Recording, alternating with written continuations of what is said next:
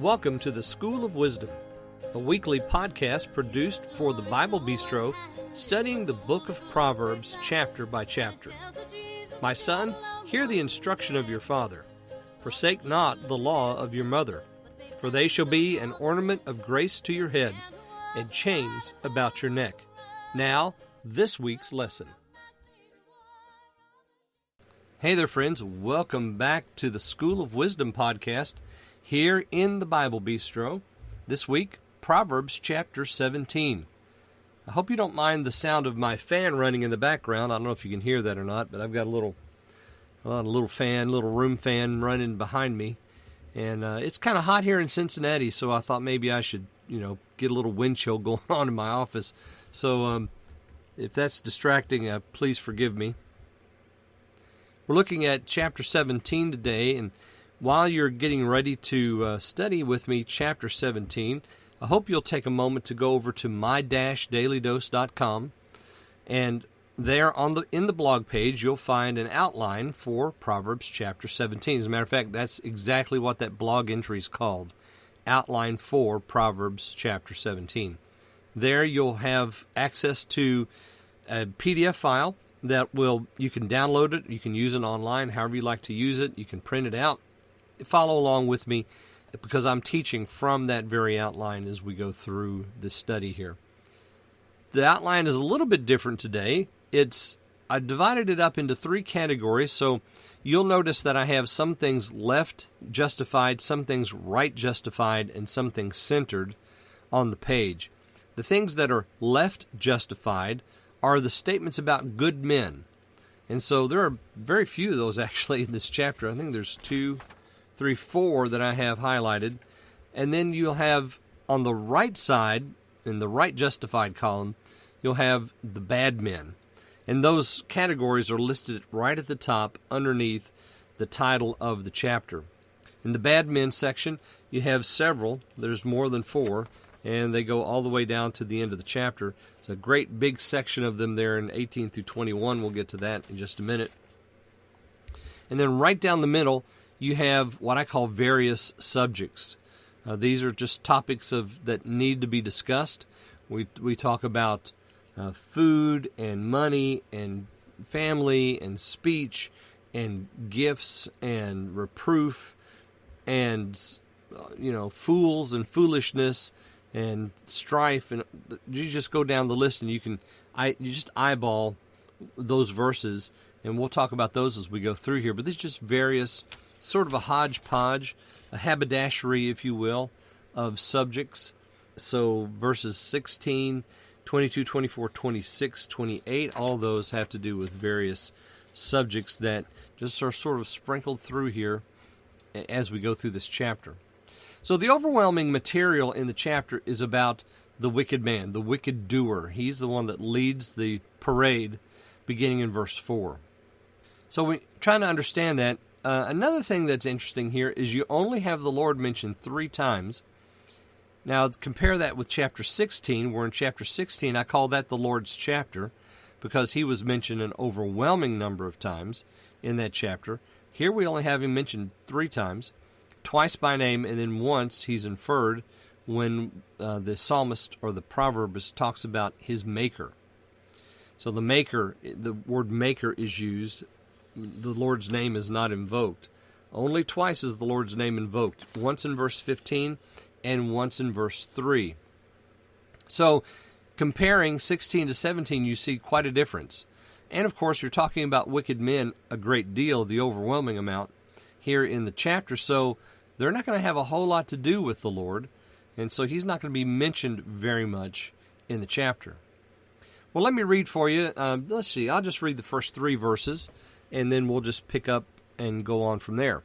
Better is a dry morsel than quietness therewith, than a house full of sacrifices with strife. A wise servant shall have rule over a son that causes shame, and shall have part of the inheritance among the brethren. The fining pot is for silver and the furnace for gold, but the Lord tries the hearts. So we have the first 3, and in these first 3 we have 2 of various subjects and 1 of good men, in that good men category. The first one is the wise servant. He rules over a son that causes shame. And immediately you get it, right?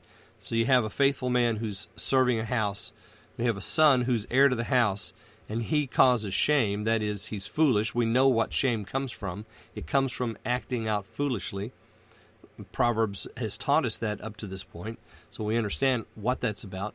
And it says that wise servant will have part of the inheritance among the brethren.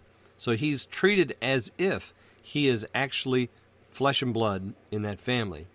That's the first of the good men statements. We have two various subject statements. One, better is a dry morsel and quietness therewith than an house full of sacrifices with strife. The fining pot is for silver and the furnace for gold, but the Lord tries the hearts. So a dry morsel or a house full of sacrifices, which do you want? House full of sacrifices sounds better, doesn't it? That sounds very Americanized.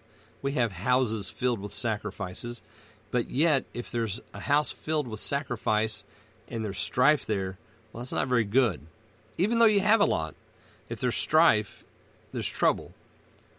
So what about the poor man, the one who has the dry morsel, but he has quietness? No strife. There's peace in his house. Well, that's better. So just don't think for a moment that because somebody has a whole lot that they have everything they want in life, because I guarantee you they would probably switch places with you if all you have is a dry morsel and yet you're content and have quietness. The Lord is mentioned in verse 3, the fining pot, the furnace. The Lord is the one who tries the hearts. So the Lord is putting us in fining pots and furnaces. He's telling us here, isn't he? You know, your Christian walk, your walk of faith, it's not something that's easy. The Lord is He's going to try you. He's going to test you just to see of what metal you're made. And if you're His, He is going to burn away all the dross. Let's look at verses 4 and 5. That's our next section of bad men, or actually the first section of bad men. A wicked doer giveth heed to false lips, and a liar giveth ear to a haughty tongue. Whoso mocketh the poor reproaches his maker, and he that is glad at calamities shall not be unpunished. So we have two verses, and there's 4 different people. Of course, these are parallelisms, so we can just say we've got really two, but the parallelisms, not only do they describe each other, but they also set a precedent that these could also be individuals. A wicked doer and a liar there in verse 4. Could be separate people, but since we have it in a couplet here in the Proverbs, we're going to say that the wicked doer is a liar. A wicked doer giveth heed to false lips, and a liar gives ear to a haughty tongue. So they both act the same. They're giving heed to something. So we have two separate individuals here, but also I think we could say that each one of these describes the other. Wicked doer, a liar, they're the same. Whoso mocks the poor reproaches his maker. That's not good. And he that is glad at calamities shall not be unpunished. So these stand out in the bad men section. Of course, you understand, we all do, how this works. You don't want to be glad at the calamity of other people. That's arrogance. That's haughtiness. We know the Lord doesn't like that. And mocking the poor, well, I think we've seen enough from Proverbs, from Psalms, and from other places in the Scripture. We understand that the Lord has His eye on the poor, and we are to be poor of heart. So we've got to be very careful here. Are we talking about poor financially, or are we talking about poor spiritually? Either way, you don't mock the poor. Either way, because they can't help it if they're financially poor, probably. And if they're spiritually poor, be careful, because that's where you want to be. Verses 6, 7, and 8, we have a large section here of various subject verses. Children's children are the crown of old men, and the glory of children are their fathers. I say amen to that as a grandfather. I know that my children are my glory. They're my crown, rather. They're my crown. I love them, and I delight to be around them. Excellent speech becomes not a fool, much less do lying lips a prince. A gift is as a precious stone in the eyes of him that hath it. Whithersoever it turneth, it prospers. A gift is a precious stone, is like a precious stone. So actually that verse begins with the idea of the precious stone, the stone of favor, a favored stone. So this is something that's of great value. Verse 9 and then verse 10, let's read down through 11 now. He that covereth the transgression seeketh love, but he that repeateth the matter separateth very friends. A reproof entereth more into a wise man than 100 stripes into a fool. An evil man seeketh only rebellion, therefore a cruel messenger shall be sent against him. So we have 3. Each one of these is in a separate column. The good men there in verse 9. He that covers a transgression, that's a good man. He seeks love. Well, that is, he's trying to establish love because he's covering the sin. And that's a good thing when we keep our mouth shut and we don't reveal everything we know, because sometimes people just make mistakes and you don't need to tell it. So cover the sin. Love the person who's made the mistake. Be merciful towards them. Be long-suffering towards them. That's what Solomon's trying to teach us here. Notice the opposite here. We have the parallel. He that repeats a matter. See, so if I'm covering transgression, I'm not repeating the matter. If I repeat the matter, I separate very friends. We've seen that before as well in the book of Proverbs. A reproof entereth into a wise man, more into a wise man than 100 stripes into a fool. So a wise man, he doesn't want to be reproved. And when he is reproved, he takes it to heart because he knows it's right. And so we, friends, should not be upset when we are reproved. We should receive it and do well by it. Learn from it.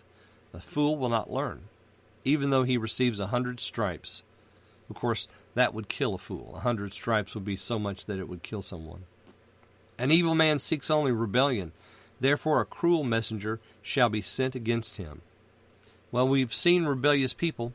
We know who they are. We know how they behave and so forth.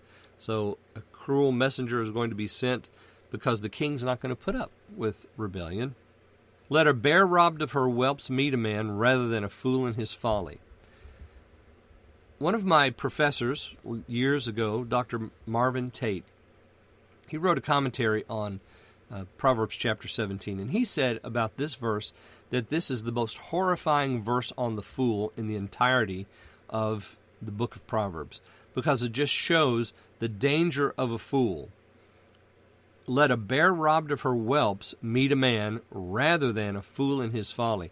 So you know what would happen if you're on a path and a bear comes out of the woods whose cubs have just been killed, and she's grieving and furious. And she's furious at everything. It doesn't matter what it is or who it is. And if you meet that bear on the road, that's not a good place to be because you're going to be torn to pieces. Meet a fool in his folly, and it's worse than that. Dr. Tate said that this is the horrifying result of foolishness because it will destroy those around the fool. Verse 13, whoso rewardeth evil for good, evil shall not depart from his house. Here we have again in the column of the bad. Verse 14, the beginning of strife is when one letteth out water. Therefore leave off contention before it be meddled with. Didn't we have strife up there in what was the verse where we were talking about strife? Yeah, verse 1. Better is a dry morsel and quietness therewith than a house full of sacrifices with strife. The beginning of strife is as when one letteth out water. It's a constant dripping. And we've seen that before, haven't we, in the book of Proverbs. If you live in a house with a contentious woman, it's like a constant drip. It never stops. Therefore leave off contention before it be meddled with. Yeah, you don't want to get involved in that. Verse 15, he that justifieth the wicked, here we have the bad man again, and he that condemns the just, another bad man, even they both are abomination to the Lord. It's an interesting concept, something that I haven't mentioned yet in this chapter, but I'm going to do now is we have another better than statement there in verse 1, and we have another abomination statement here in verse 15. I think I'm going to have to put together something for the blog on mydailydose.com, my-dailydose.com. There you can go and find outlines for this. Of course, I've told you that, but you can also find some of the blog entries.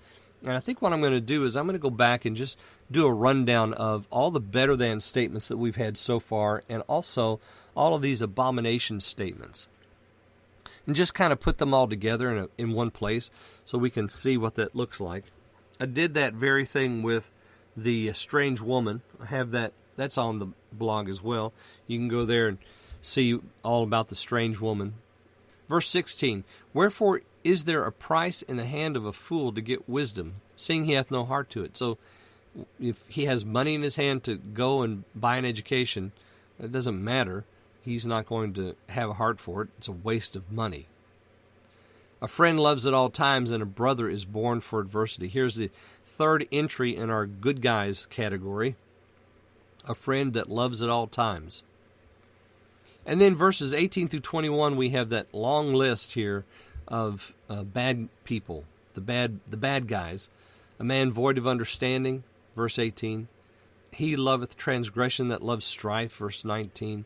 He that exalts his gate, verse 19. He that has a froward heart, verse 20.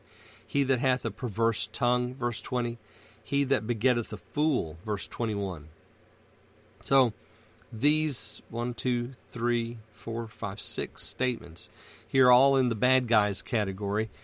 And of course you can see just, the kind of people we're talking about. Void of understanding, loves transgression, exalts his gate, that is, he's prideful, has a froward heart. We've seen the froward over and over again in Proverbs. A perverse tongue.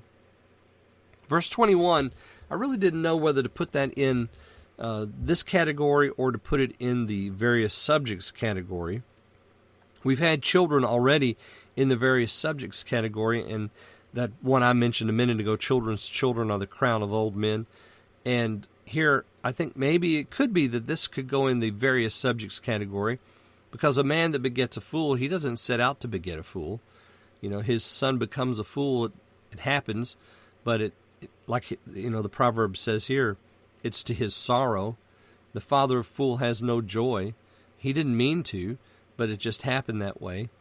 Or it could be, and this is the other side of the coin, it could be that a man that begets a fool, it's not talking about him giving birth to a fool or to giving life to a fool, but to actually teaching his son to be a fool by not teaching him at all. If you're not teaching your children the principles of the Scripture, if you're not teaching them at an early age, if you're not catechizing your babies, you're making a huge mistake. Foolishness will set into the heart. You need to make sure that you're doing a good job of instructing them. Verse 22, a merry heart doeth good like a medicine, but a broken spirit drieth the bones. We've seen the merry heart before. I think that was chapter 16 or chapter 15 was the last recent time that we had the instruction about a merry heart. It's good like a medicine. It's good for you. A wicked man takes a gift out of the bosom to pervert the ways of judgment. Well, does that need any commentary? I don't think so. Wisdom is before him that hath understanding, but the eyes of a fool are in the ends of the earth. Fools are always looking to someplace else. They're not looking to what is before them. That is, they're not focused on the moment. A foolish son is a grief to his father, and bitterness to her that bare him. That goes right hand in hand with verse 21, doesn't it? Verse 26, also to punish the just is not good, nor to strike princes for equity. Verse 27, he that hath knowledge spares his words, and a man of understanding is of an excellent spirit. Even a fool, when he holds his peace, is counted wise, and he that shutteth his lips is esteemed a man of understanding. So here's that last verse. I put it in the various subjects category just because it's telling us about the fool. This is a characteristic. If he holds his peace, you think he's a wise man. If he shuts his lips, he's esteemed a man of understanding. But let him open his lips, and you'll know. He'll remove all doubt about whether or not he's wise. All right, well, that's chapter 17. Good men, bad men, various subjects. I hope you'll join me again next week. We'll look at Proverbs chapter 18 on the School of Wisdom podcast. Hey, thanks for listening to the School of Wisdom podcast. If you're listening to this over YouTube, hit that subscribe button and ring the notification bell so that you'll be notified every time one of these podcasts is uploaded. I really appreciate all my followers, and I try to respond to each and every one of your questions. Come again next week, and we'll enjoy another lesson in the School of Wisdom.